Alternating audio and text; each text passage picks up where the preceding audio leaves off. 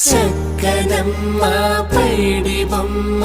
తేనె నవ్వుల జాబిలమ్మ లేని సాకులు చెప్పకమ్మ పట్టువోణి కట్టవమ్మ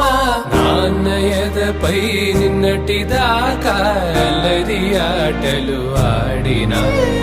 చిన్నారి తల్లి లేత భుజములు నేడు చీరలు మోయునా